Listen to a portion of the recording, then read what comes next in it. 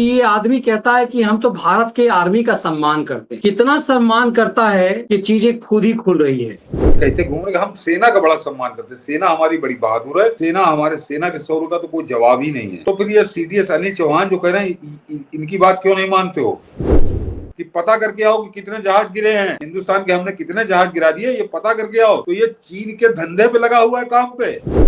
तो 1999 से आज हम 2025 में 25 साल हो गए, 26वां साल चल रहा है। लेकिन सोनिया गांधी ने बाहर निकलकर पब्लिक को दिखाने के लिए ये नौटंकी की थी। बिल्कुल सर, ये लंगड़ा घोड़ा इस स्तर तक उतरा कि पाकिस्तान तो खुद कह रहा है कि भारत ने हमें मारा ज्यादा गिना कम। सीडीएस ने भी अब इसकी पूरी नकाब उतार दिया। अब देखिए कि ये आदमी कहता है कि हम तो भारत के आर्मी का सम्मान करते हैं। कितना सम्मान करता है कि चीजें खुद ही खुल रही है। ऐसा लग रहा है कि सब इस स्तर तक उतर आए हैं कि अभी राहुल गांधी के उस बयान को, ट्वीट को देखिए और सीडीएस के बयान को। ऐसा लगा कि दो दिन से जैसे इसने मजाक बना दिया। On our side, I said these are not important. The results and how you act is important. So it would be not very correct to talk about losses, means numbers, etc. Means I'll give a detailed kind of an answer on this. You see in a match, suppose you go into a football match and you win 3-2. He scored 2 goals and you scored 4 goals. So that's an even-sided match. But suppose you go on in a test match, cricket test match, and you win by innings defeat. Then there's no question of how many wickets and how many balls and how many players. It's an innings kind of a defeat.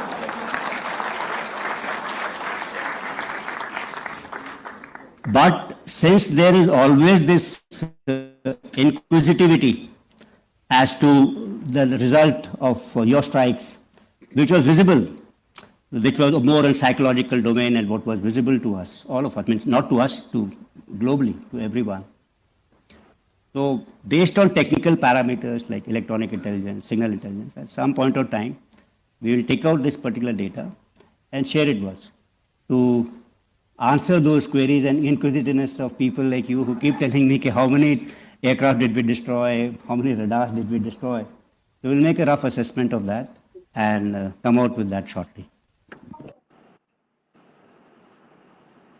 मुझे लगता है इतना बढ़िया तरीके से clear करके CDS ने test match और इनिंग डिफीट से बता करके कांग्रेस और राहुल गांधी की निर्लज्जता पर झन्नाटेदार थप्पड़ मारा है, पूरा मारा। लेकिन मनीष जी यहाँ पे दूसरा मुद्दा है कि कांग्रेस का जरा दोहरा चरित्र देखिए, इनका धोखाधड़ी वाला चरित्र देखिए, इनका जालसाज चरित्र देखिए कि ये पूरे देश में ये कहते घूम रहे हम सेना का बड़ा सम्मान करते हैं, सेना हमारी बड़ी बहादुर है, सेना हमारे सेना के शौर्य का तो कोई जवाब ही नहीं है। तो फिर ये सीडीएस अनिल चौहान जो कह रहे हैं इनकी बात क्यों नहीं मानते हो। लेफ्टिनेंट जनरल वो जो भारतीय AK भारती थे वो आके कह गए, उनकी बात क्यों नहीं मानते हो। हमारे आर्मी चीफ उपेंद्र द्विवेदी जो कह रहे हैं उसकी बात क्यों नहीं मानते हो। तो ये एक तरह से लगातार इनकी बातों को झुठलाकर, इनकी बातों को सरेआम खिल्ली उड़ाकर मजाक उड़ा रहे हैं, लेकिन केवल कहने के लिए कह रहे हैं कि हम देश की सेना का बड़ा सम्मान करते हैं। और इससे ज्यादा एक और बात बताऊं कि ये लगातार इस बात को कह रहे हैं कि कितने जहाज गिरे बताओ, कितना नुकसान हुआ बताओ। तो किसका मजाक उड़ा रहे हो तुम किसका मजाक उड़ा रहे हो। वो जो सेना का जहाज था फाइटर प्लेन, जिसके बारे में तथा कथित प्लेन जिसके बारे में तुम करो बताओ कितने गिरे, उसको क्या नरेंद्र मोदी उड़ा रहे थे कि अमित शाह उड़ा रहे थे कि योगी आदित्यनाथ उड़ा रहे थे। अगर ऐसा कोई प्लेन गिरा भी है तो उड़ा तो एयरफोर्स का कोई पायलट ही रहा था ना। तो वो जब एयर चीफ मार्शल कह रहे हैं कि हमारा कोई पायलट नहीं खत्म हुआ, ये कह रहे हैं हमारा नुकसान नहीं हुआ, हमने इसको इनिंग डिफीट से हराया है, तो इस बात पर खुश होने के बजाय ये इस बात पर छाती मातम कर रहे हैं, छाती पीट रहे हैं अपनी कि कितने गिरे जहाज, हमको ये बताओ। क्यों बताए भाई। कल भी मैंने कहा था कि दुनिया की कोई सेना कभी इस बात को नहीं बताती। और अभी तक मनीष जी सामने उदाहरण ताजा है रूस का कि रूस के कोई कह रहा 40 विमान इस हमले में मारे गए, या कोई कह रहा 42 विमान क्षतिग्रस्त हो गए, खत्म हो गए।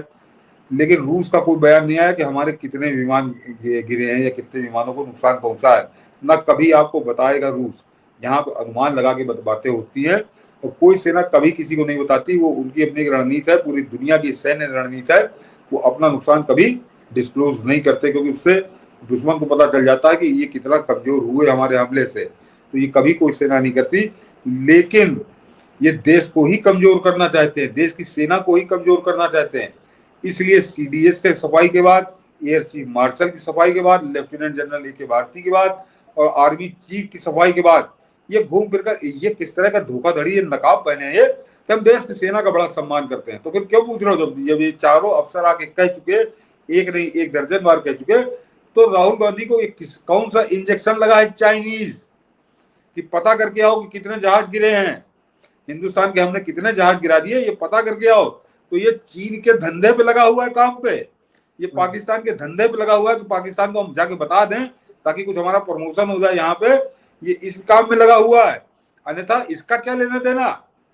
जब एक बार एयर चीफ मार्शल ने कह दिया, सीडीएस ने कह दिया, आर्मी चीफ ने कह दिया, तो फिर तुम कौन सी सेना का सम्मान करते हो? क्या पाकिस्तान की सेना का सम्मान करते हो क्या?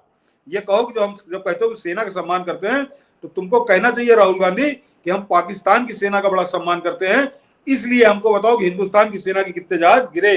हम चीन की सेना का बड़ा सम्मान करते हैं, इसलिए हमको बताओ कि कितने जहाज भारतीय गिरे।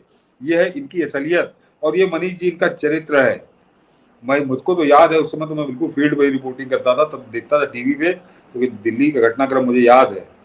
बता दूं दर्शकों को, जिस समय IC 814 कंधार प्लेन हाईजैक हुआ था, उस समय अटल जी ने सर्वदलीय बैठक बुलाई थी और नरेंद्र मोदी बिल्कुल ठीक कर रहे हैं जो नहीं बुला रहे हैं। और उस समय की फुटेज आपको मिल जाएगी, मेरे ख्याल से यूट्यूब पे होगी वो, हम लोग उसको कॉपीराइट की वजह से नहीं दिखा रहे हैं। सोनिया गांधी उस सर्वदलीय बैठक में सोनिया गांधी गई थी, नेता विपक्ष थी, और उस बैठक से निकलकर सोनिया गांधी ने बयान दिया था कि हम पूरी तरह से सरकार के साथ हैं और सरकार जो भी फैसला लेगी कांग्रेस उस फैसले के भी साथ है। जरा यही बयान था सोनिया गांधी का उस सर्वदलीय बैठक से बाहर निकलते ही।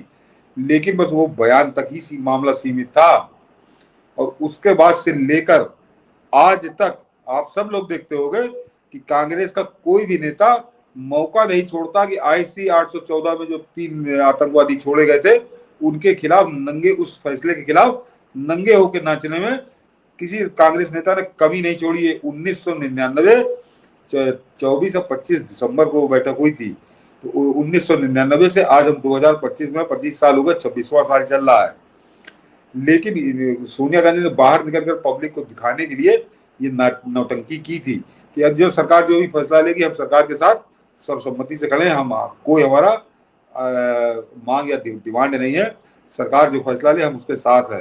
तो फिर उसके बाद आज तक कंधार के नाम पे क्यों रोते? और कब रोते हो? जब तुमने गुलाम नबी आजाद के साले के लिए 5 आतंकवादी छोड़े, ये सैफुद्दीन सोच की लौंडिया के लिए 4 आतंकवादी छोड़े, वो गुलाम अहमद कार या गुलाम रसूल कार कौन था कश्मीर का जो उस समय प्रदेश अध्यक्ष, उसके लड़के के लिए तुमने 3 या 4 आतंकवादी छोड़े। उसके बाद तुम इतनी बेशर्मी से नाचते हो। तो ये कांग्रेस के साथ राजनीतिक दगाबाजी करने का एक लंबा इतिहास है। 1999 में सोनिया गांधी ने दगाबाजी की थी और 2025 में ये दगाबाजी राहुल गांधी कर रहा था। ये 25 साल का तो इतिहास बिल्कुल आंखों के सामने है। तो इसीलिए समझना पड़ेगा, इसीलिए अल्टीमेटली आकर के सीडीएस को कांग्रेस के नकाब उतारना पड़ा बिना नाम लेकर के, और कांग्रेस के पूरे दोगले चरित्र को उतार करके रख दिया।